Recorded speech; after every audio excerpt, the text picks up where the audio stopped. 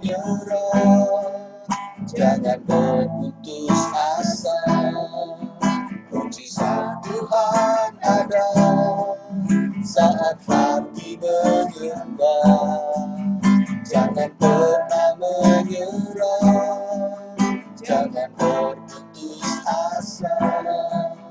Mujizat Tuhan ada bagi yang setia dan percaya.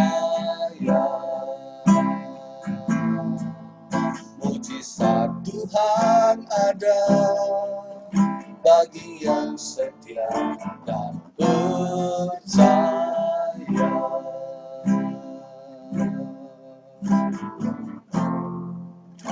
Terima kasih Yesus. Terima kasih Tuhan. Terima kasih atas kasih setia yang Kau berikan. Terima kasih atas pertolongan Tuhan yang tepat pada waktunya dalam hidup kami. Terima kasih Yesus. Terima kasih Tuhan. Terima kasih Yesus. We thank you Lord. We thank you Jesus. We thank you. We thank you. We thank you. We thank you Lord. We thank you Lord. Thank you Jesus. We thank you Lord. Buat kasih setia dan pertolongan Tuhan kami mengucap syukur. Terima kasih Tuhan Yesus untuk pertolongan Tuhan yang tepat pada waktunya. Dan tidak pernah terlambat Tuhan kasih setiamu dalam hidup kami. Terima kasih Tuhan. Oh.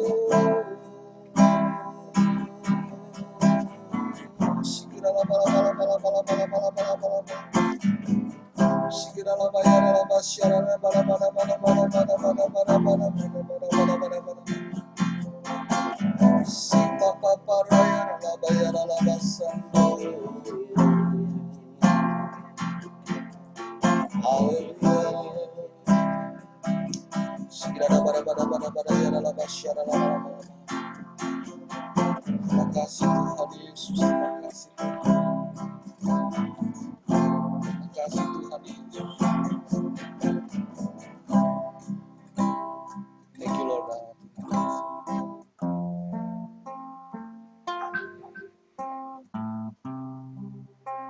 Thank you Jesus.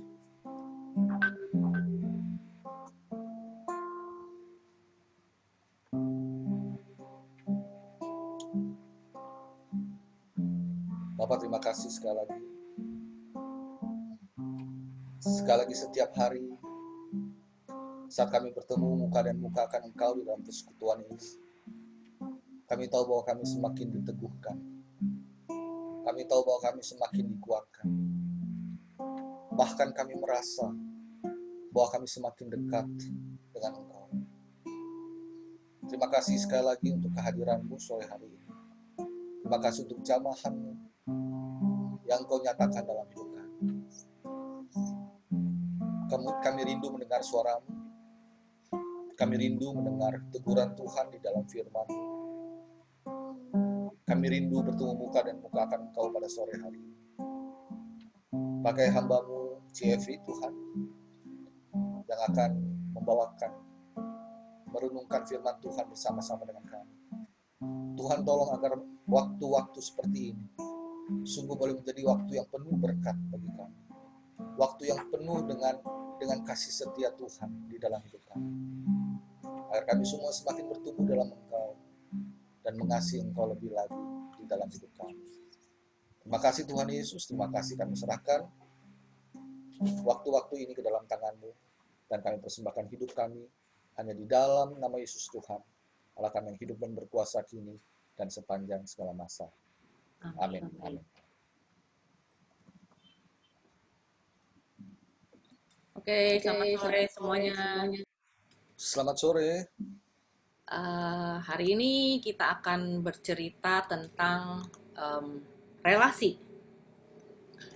Seperti yang sudah ngomongin sebelumnya, bahwa ini adalah seri pengajaran ya yang akan dibuat untuk mendukung seri pemuritan yang dilakukan oleh Kowimpi yang sudah diadakan 2 seri kan. Nah, untuk menjadi murid kan kita semua udah tahu nggak mudah kan, prosesnya adalah seumur hidup bagi kita semua. Dan kalau kemarin kita dengerin bagaimana harus menjadi murid dari Kowimpi, itu rasanya susah banget kan, ada sangkuli, pikul salib, harus menjadikan Yesus pusat dari segala kehidupan kita. Itu intinya. Yesus menjadi pusat hidup kita. Tentunya mengambil tema relasi ini kan banyak ya, nantinya akan mencakup banyak hal. Salah satunya itu udah kan kita pelajari sebelumnya, yaitu mengenal sang guru. Karena kita adalah murid, maka kita kan harus mengenal sang guru kan, siapa gurunya kita kan. Nah, guru kita udah pasti adalah Yesus. Terus kita belajar dari firman Tuhan, dari sabda Tuhan melalui Lectio Divina kan, kita belajar siapa itu sebenarnya guru kita. Jadi beberapa kali kita sudah melakukan praktek Lectio Divina. Nah, saya mau mulai hari ini relasi kita dengan yang namanya persahabatan, friendship. Saya mau ngambil dari katanya Thomas Aquinas ya. Thomas Aquinas mengatakan bahwa karitas itu adalah kasih, adalah persahabatan dengan Allah. Jadi Thomas Aquinas mengatakan bahwa karitas atau kasih adalah persahabatan dengan Allah. Saya mau mulai dari situ, mengapa saya mengambil tema persahabatan atau friendship dengan Tuhan. Biasa kita memulai satu persahabatan dengan Tuhan itu biasanya dengan rasa takut ya, takut kita akan Tuhan. Kita takut kalau kita nggak punya relasi yang baik dengan Tuhan, dia akan menghukum kita, dia nggak mengampuni dosa kita, dia nggak mengabulkan permohonan doa kita, dia tidak memberikan mujizat kepada kita takut kepada Tuhan. Tapi sebenarnya itu adalah salah. Bahkan mungkin juga karena takut kita malahan menjauh, karena dosa-dosa kita jadi takut, kita merasa tidak layak, kita menjauh dari Tuhan. Tapi sebenarnya persahabatan yang dimaksud dengan Tuhan, yang dimaksud Tuhan dengan kita bukan persahabatan yang seperti itu. Kalau kita ingat kalau kita ingat cerita di kitab suci tentang orang-orang yang ikut Yesus pada saat Yesus mengadakan pengajaran-pengajaran, lalu mengadakan mujizat kesembuhan, lalu memberikan mereka makan 5.000 orang dengan 5 roti dan 2 ikan, lalu banyak orang ikut, dan Yesus katakan sendiri bahwa mereka mengikut dia karena mereka mencari sesuatu yang dapat mengenyangkan perut mereka, ya kan?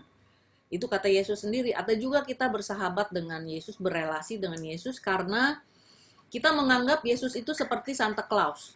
Jadi kita minta sesuatu, dia memberikan. Itu Yesus yang Santa Claus ya. Itu kita pernah dengar dari Kowimpi, kalau semua dari KKKA udah pernah tahu ya, karakter-karakter Allah Bapa yang salah ya. Nah, kita bisa melakukan relasi dengan Allah dengan cara atau motivasi yang salah. Nah, saya mengundang kita semua untuk merefleksikan relasi kita dengan Allah ini adalah awalnya dimulai dari persahabatan. Jadi untuk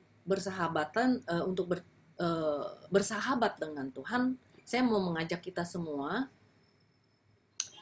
untuk melihat bagaimana kita bersahabat dengan sesama.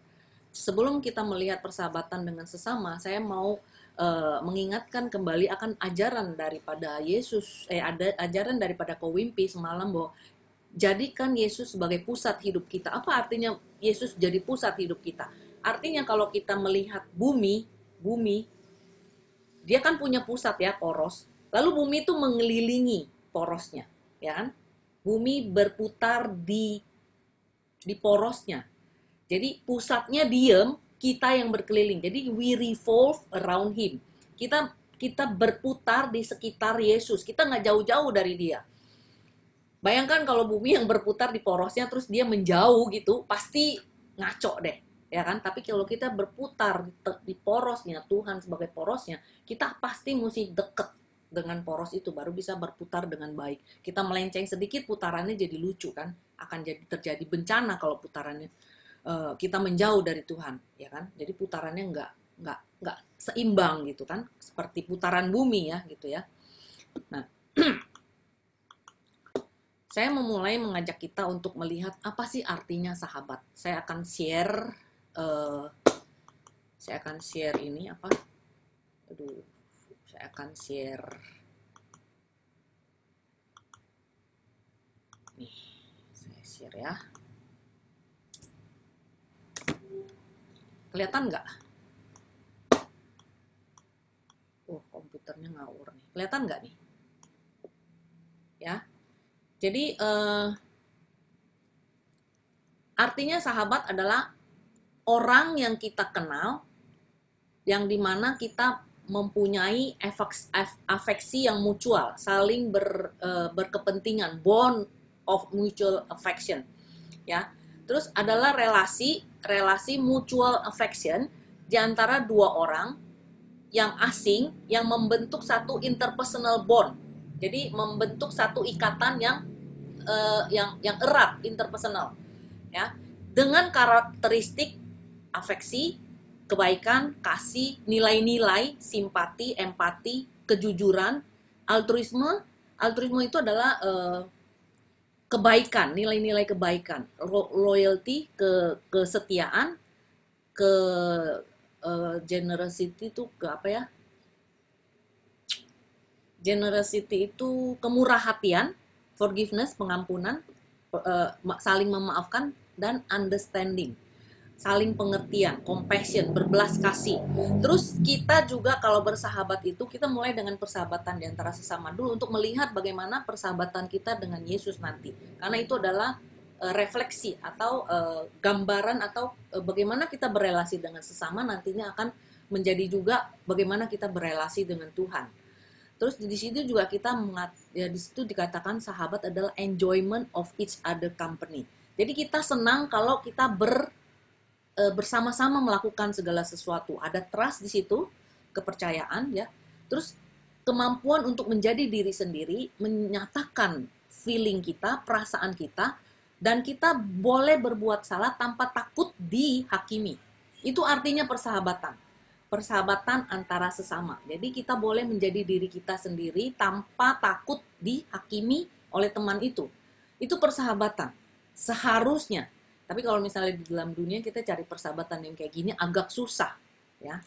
Agak susah, tapi kita bersyukur pasti ada. Tapi kita bersyukur kalau kita bisa mendapatkan satu atau dua orang aja seperti ini, kita boleh bersyukur sekali. Ini adalah berkat kalau menurut saya. Kita boleh menjadi diri kita tanpa perlu takut dihakimi. Ya. Itu artinya sahabat itu saya cari di Google dan saya cari di arti kata di kamus. Jadi artinya friendship itu sama persamaan katanya tuh begitu, ya. Komputer nih ya. Ya. Simpelnya kalau kita mengadakan hubungan antara dua orang atau lebih yang bersahabat, itu persahabatan itu dibangun atas dasar kesamaan. Ya, entah itu kesamaan hobi, karakter, nilai-nilai, pandangan, ya, pandangan kita sama, hobi kita sama, ya. Kita bersama-sama di dalam pekerjaan kantor atau pelayanan, itu kebersamaan. Ada nilai-nilai yang sama di antara itu. Terus ada tertarikan antara karakter. Jadi saya bisa aja tertarik kepada seseorang karena saya melihat dia, oh ini orangnya baik, ini orangnya bisa saya jadikan teladan gitu loh. Ya. Ini saya bisa jadikan dia idola. Ini yang kekaguman. Jadi ada kekaguman yang membuat saya tertarik kepada orang itu untuk mau menjadikan dia sahabat. Jadi 3 dasar inilah yang membangun satu persahabatan.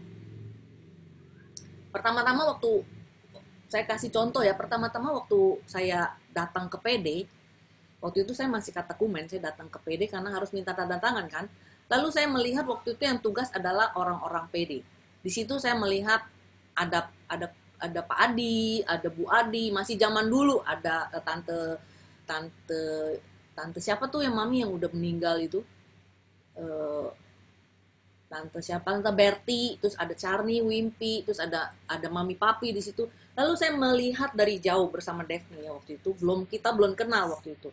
Lalu saya melihat dari jauh, oh ya saya bisa menilai, oh ya ini mami orangnya baik gitu ya, orangnya ramah. Saya bisa melihat dari jauh, oh ya ini. Tapi ini orangnya nggak tough, saya bilang. Mami ini orangnya baik, lemah lembut, tapi nggak tough gitu loh. Jadi kalau misalnya menghadapi masalah, pasti saya nggak akan cari mami, karena dia pasti akan ikut saya berduka, atau dia akan ikut saya bergumul. Dia nggak bisa membantu saya menyelesaikan masalah. Oh ya saya cuma tahu, oh mami ini orangnya baik, gini gini gini, tapi nggak bisa diajak untuk bersusah-susah payah gitu, nggak bisa ini. Itu untuk penilaian saya waktu itu. Terus saya lihat lagi ada Charni, ada Wimpy. Oh kalau Charni ini orangnya baik juga, tapi dia orangnya agak cuek, tapi orang ini tough, saya bilang. Dari jauh saya bisa melihat, oh ya Charni orangnya tough. Jadi itu dari situ saya bisa melihat, oh ya nanti saya mau jadi teman sama mereka, saya udah tahu gitu kan. Nah itu contoh persahabatan yang terjadi antara sesama berdasarkan nilai-nilai itu tadi. Jadi saya bisa menjadikan mereka idola. Oh ya kalau ini saya mau belajar dari mami ini tentang ke apa lemesnya gitu ya, ramah tamahnya. Kalau saya belajar dari Charni itu kekuatannya yang tersembunyi gitu ya. Memang kelihatannya lemah lembut, tapi ada kekuatan di dalam dirinya yang memancar keluar gitu. Nah, hal-hal seperti itu membuat saya melihat, oh ya saya tahu ini saya begini. Jadi itu ada kekaguman di dalam hati saya, membuat saya mau menjadikan mereka idola. Itu persahabatan. Nah, sore hari ini saya mau bicara tentang persahabatan yang terjadi antara Paulus dan Barnabas. Saya lagi belajar tentang figur si Santo Paulus nih, karena Paulus ini sangat luar biasa orangnya, karena sampai dia bisa mengatakan di Galatia 2 ayat 20, dikatakan aku hidup tetapi bukan lagi aku sendiri yang hidup, melainkan Kristus yang hidup di dalam aku. Ini sangat luar biasa. Aku hidup tapi bukan aku lagi yang hidup, tapi Kristus yang hidup di dalam aku, dan hidupku yang kuhidupi sekarang dalam daging adalah hidup oleh iman dalam anak Allah, yang telah mengasihi aku dan menyerahkan dirinya untuk aku. Ini adalah pencapaian Paulus yang luar biasa, yang membuat dia menjadi orang yang luar biasa, yang nggak takut mati untuk Tuhan. Dia melakukan misinya tanpa takut sama sekali. Ya, tapi sebelumnya kalau saya melihat cerita Paulus, bahwa dia itu, kita semua tahu bahwa Paulus itu sebenarnya orang yang sangat kejam. Tadinya dia adalah orang yang sangat kejam, yang membunuh orang-orang percaya, orang-orang Kristen waktu itu, pengikut-pengikut Yesus. Nah, itu adalah Paulus, tapi dia berubah total 180 derajat sampai menjadi Paulus yang luar biasa. Saya pernah nonton juga filmnya Saint Paul, judulnya, dan itu bagus, itu bercerita tentang bagaimana Barnabas, Paulus, Petrus dan Yohanes, Yakobus itu mereka membentuk gereja. Terus bagaimana Paulus itu memulai misinya bersama dengan Barnabas. Ya. Nah, saya sore hari ini mau membahas tentang persahabatan antara Paulus dan Barnabas. Saya selesaikan share-nya ya.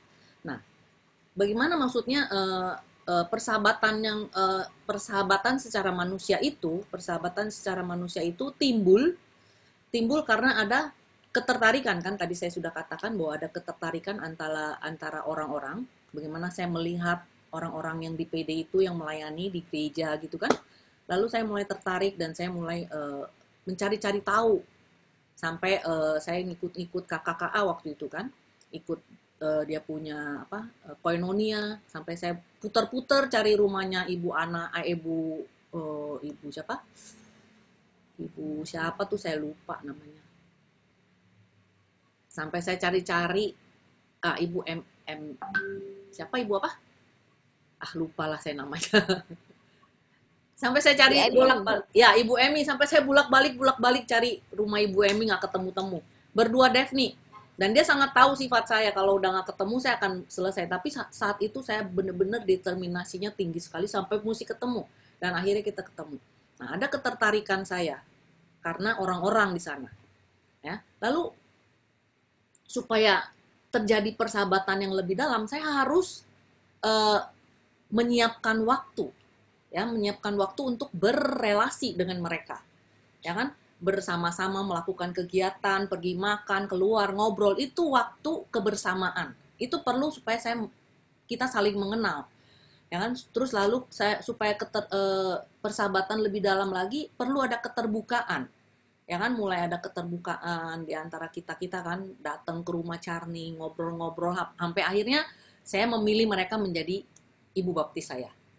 Ya, Charni menjadi ibu baptis saya karena ngobrol ke rumahnya kan, cerita saya yang pertama kali yang tahu adalah Charni dan Wimpy. Belum ada yang tahu, mereka yang tahu dulu. Ya, itu karena ada keterbukaan. Jadi saya mulai bicara dari hati ke hati dengan mereka. Saya juga nggak tahu kenapa rahasia saya seumur hidup nggak ada yang tahu, cuman Daphne doang mereka tahu akhirnya. Mereka orang kedua yang tahu. Lalu mulai lama-lama mulai kita saya nggak cerita dengan Charni, tapi kalau di antara dua sahabat mulai lama-lama ada keterbukaan, ada kepercayaan, saling bicara dari hati ke hati, mulai karena kita tertarik awalnya karena kita kagum kan. Jadi kalau kita mengagumi seseorang, kita menjadikan dia idola, lalu kita mulai memperhatikan sikapnya, tingkahnya, kata-katanya, cara bicaranya, cara berpakaiannya dan sebagainya, itu menjadi satu ketertarikan dan kita mulai mengimitate, meniru, ya, meniru, mulai ngopi-ngopi nih cara-cara dia berjalan apa dan sebagainya. Nah, itu mulai itu tahap-tahap itu.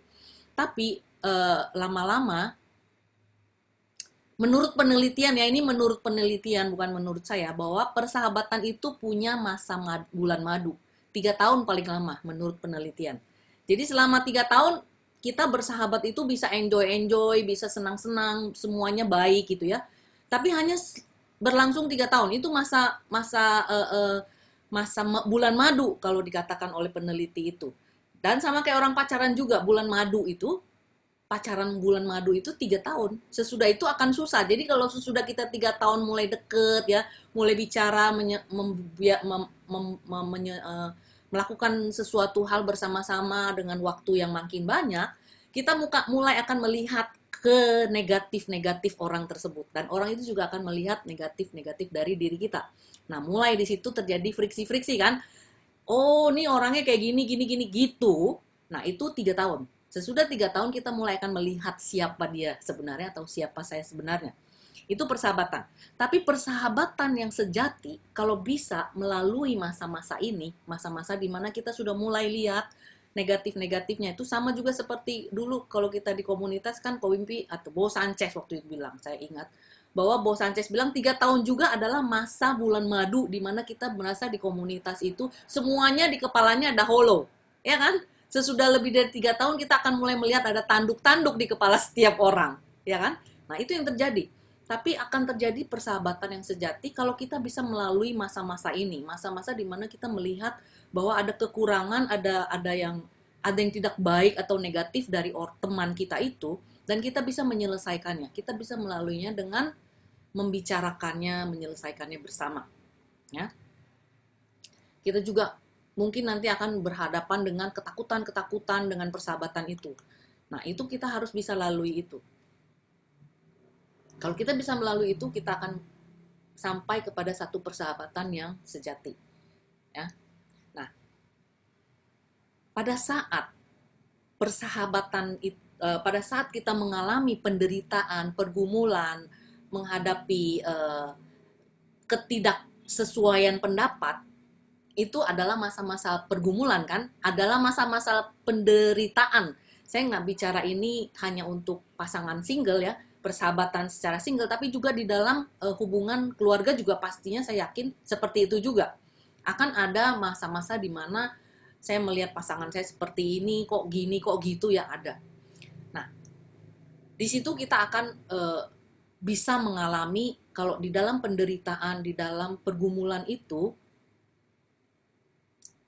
persahabatan itu kalau benar-benar persahabatan sejati akan menjadi lebih dekat lagi atau lebih dalam lagi, karena teman di dalam kesengsaraan atau penderitaan itu adalah teman sejati yang bisa menemani kita berjalan di dalam penderitaan kita, ya kan? Nah, kalau kita bisa menghadapi masa sulit bersama-sama, itu akan menjadi teman yang lebih sejati lagi. Nah,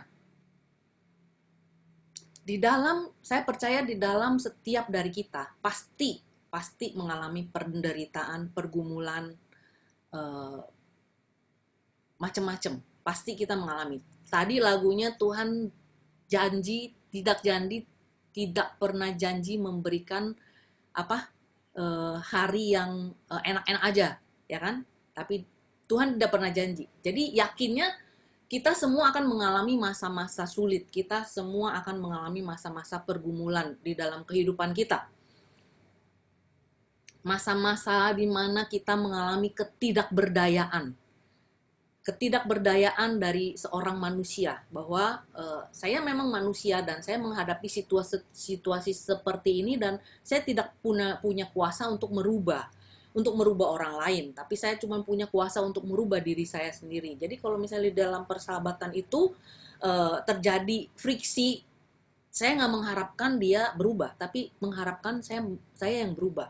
Tapi pergumulan-pergumulan penderitaan seperti itu justru kalau kita biarkan itu terus tidak diselesaikan, akan menghancurkan. Nah, akan menjadi satu hal yang mendewasakan kita, merubah kita menjadi lebih matang, bukan lebih sempurna ya, lebih matang, lebih dewasa, kalau perselisihan itu atau kesengsaraan itu atau penderitaan itu kita lewati bersama secara dewasa pula, kita selesaikan perselisihan itu. Nah, di dalam saya mempelajari persahabatan antara, saya mempelajari figur Paulus ini, saya mengalami bahwa nanti kalau teman-teman mau mendengarkan lebih jelas mengenai Paulus ini, bisa dengar di Monsinyur Suharyo, ya, dia memberikan pengajaran tentang ini nih. Bagaimana ketidakberdayaan Paulus membawa dia kepada Paulus yang sekarang, yang hidup penuh dengan kekudusan, ya, kesempurnaan. Nah, di dalam ketidakberdayaannya, saya mau lari ke Paulus sekarang. Di dalam ketidakberdayaannya, kenapa Paulus dikatakan tidak berdaya? Ini kita juga semua mengalami ini pasti. Paulus dikatakan tidak berdaya karena Paulus sebelumnya adalah, kita tahu semua, dia adalah satu orang muda, sekitar 20-an tahun, 25-26 tahun, dia tuh udah luar biasa. Anak muridnya Gamaliel adalah guru yang paling hebat di Israel waktu itu, di Yerusalem. Lalu dia adalah orang Yahudi, keturunan Romawi, punya KTP Romawi, yang kebal terhadap hukuman mati. Lalu dia segalanya tahu. Dikatakan bahwa Paulus itu tahu apapun tentang hukum Taurat dan melakukannya tidak ada yang salah. Itu katanya Paulus di dalam Alkitab. Paulus adalah figur yang luar biasa. Dia punya kuasa. Dia sampai bisa mengubur-ngubur orang Israel untuk dibunuhi karena mereka percaya kepada Yesus, ya kan? Dia adalah pembunuh-pembunuh. Orang yang seperti ini lalu mengalami ketidakberdayaan. Orang yang penuh kuasa ini mengalami ketidakberdayaan. Ceritanya adalah waktu dia jatuh di Damaskus, kan, dan jadi buta, lalu disembuhkan Tuhan, dia bisa melihat lagi, lalu dibawa Barnabas ke kumpulan murid-murid 12 rasul itu, ya kan? Tapi karena banyak orang yang takut sama dia, ya kan, takut dan nggak seneng sama dia, karena dia adalah pemburu, kan, pembunuh. Jadi dia nggak diterima di kumpulan para rasul itu, sehingga akhirnya dikatakan di dalam Alkitab bahwa Paulus ini dikembalikan ke Tarsus. Dia berasal dari Tarsus. Dan akhirnya Paulus dikembalikan ke Tarsus dan jemaat-jemaat di Yerusalem itu mengalami damai sejahtera setelah Paulus dikembalikan ke kampung halamannya. Jadi berarti Paulus mengalami dibuang. Pastinya dia luka batin. Ya kan, karena dia dikembalikan ke kampungnya. Dia kembalikan ke rumah bapak ibunya. Paulus yang luar biasa ini, yang sudah berubah, disembuhkan, bertemu dengan Yesus, bertemu dengan Tuhan, lalu dia dikembalikan ke Tarsus karena nggak diterima, ditolak. Nah, itu terjadi tidak dalam waktu yang singkat, tapi cukup panjang. Jadi Paulus ada di Tarsus nggak bisa ngapa-ngapain karena dia di kampung halamannya nggak tahu bagaimana. Nah, di situ muncullah Barnabas sebagai temannya, teman sejati. Barnabas itu pada saat itu dikirim sama Petrus dan Yakobus ke Antioquia untuk memimpin jemaat di Antioquia. Barnabas dikirim ke sana sebagai pemimpin, lalu dia teringat kepada Paulus. Karena waktu kalau nonton filmnya, pertama-tama adalah bahwa bagaimana Barnabas membawa Paulus kepada jemaat di Yerusalem, ketemu dengan Petrus dan Yakobus. Nah, mereka bersahabat di situ, dan hanya satu-satunya Barnabas yang menerima Paulus dan percaya kepada Paulus. Barnabas juga yang cerita kepada para rasul bahwa dia sudah berubah, bahwa Paulus ini sudah berubah dan memberitakan Injil Yesus Kristus dengan berani. Hanya Barnabas yang bercerita seperti itu. Ini adalah teman yang ditempatkan Tuhan buat Paulus nih. Pada saat dia menghadapi ketidakberdayaan. Paulus sudah nggak bisa ngapa-ngapain, udah habis deh dia di kampung halaman, udah nggak bisa ngapa-ngapain. Dia mungkin udah rontok. Percaya dirinya udah habis. Ya. Dia udah nggak kepake istilahnya, udah dikampungin kok dipulang ke kampung. Nah, di situ waktu Barnabas dikirim ke Antioquia untuk memimpin jemaat di Antioquia, dia ingat kepada Paulus.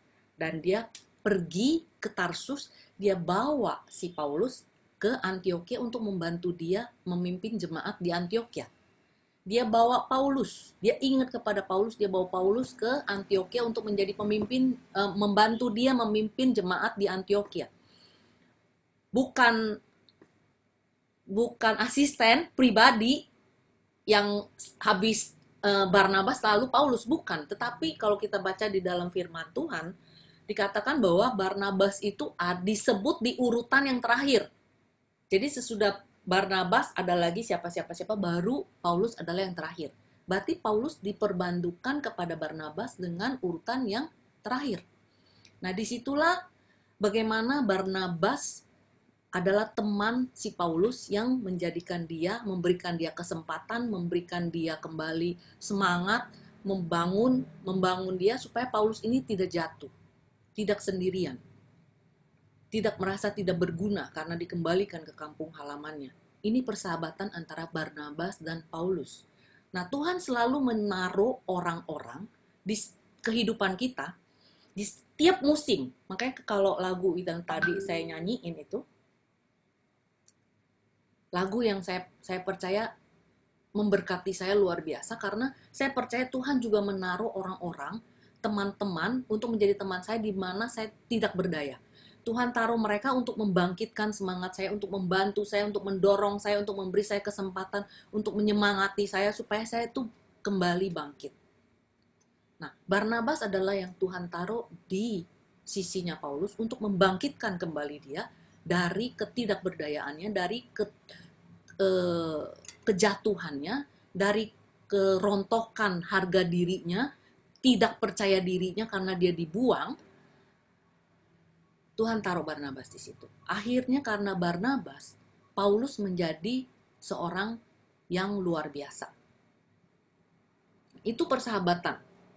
Persahabatan di antara sesama, di mana di situ kita mendukung, kita menjadi orang-orang yang ditempatkan Tuhan untuk menjadi berkat bagi orang itu. Akhirnya Barnabas nggak terkenal. Yang terkenal kan hanya Paulus kan. Barnabas di dalam Alkitab kita lihat hanya beberapa ayat yang bercerita tentang siapa itu Barnabas. Tetapi Paulus begitu banyak surat-suratnya. Ada sekitar 12 surat Paulus ya. Nah, saya mau mengajak kita semua untuk merenungkan siapa kira-kira orang-orang yang Tuhan tempatkan di dalam hidup kita, yang menjadi sahabat kita, yang membantu kita, mendorong kita, mendekatkan kita kepada Tuhan. Yang tadinya kita sudah menjauh dari Tuhan, yang menarik kita kembali kepada Tuhan. Karena kalau kita nggak merenungkan, ketidakberdayaan kita ini kita tidak olah, kita akan hancur. Kita akan makin menjauh. Saya mengalami sendiri, kalau misalnya saya mengalami, saya tidak didorong, ada orang-orang yang Tuhan tempatkan di dalam hidup saya, pastinya saya nggak akan ada hari ini di sini. Yakin saya itu. Tapi saya bersyukur Tuhan taruh orang-orang yang begitu banyak di dalam hidup saya, yang mendorong saya, memberi saya semangat, yang terus mendoakan saya, yang bahkan kayak Daphne itu yang saya pernah cerita, yang tarik-tarik saya pada saat saya meeting, dia nggak mau pulang, dia tunggu di depan restoran sampai saya mau pulang ke rumah mami untuk didoain sama Pastor Bat waktu itu. Terus bagaimana di dalam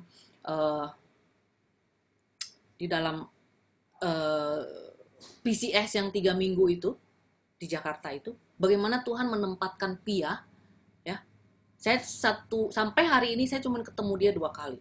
Di PCS yang di Jakarta sama PCS yang di Jerman. Tapi saya ingat betul bagaimana dia adalah orang yang menolong saya, yang peduli kepada saya, yang care kepada saya, sehingga dia yang berpikir bagaimana sesudah PCS ini selesai saya akan mengolah luka-luka saya. Dia yang memperkenalkan saya kepada Esther untuk menjadi pembimbing saya. Pia ini. Sampai hari ini saya cuma ketemu dia 2 kali itu. Tapi saya tidak akan melupakan dia. Terus bagaimana orang-orang yang lain yang Tuhan tempatkan. Termasuk Andi, Johan, ya segala macam. Ya kan? Termasuk juga Franz. Yang dulu pernah kerja di kafe kita udah bentrak-bentrok di sana, ya kan? Itu semua adalah orang-orang yang Tuhan tempatkan di hidup saya. Yang pada saat itu mungkin saya kesel. Aduh, ini orangnya gini-gini. Bagaimana Petrus, ya? Banyak orang-orang yang Tuhan tempatkan. Pada kalau ingat saat itu kayaknya kesel banget.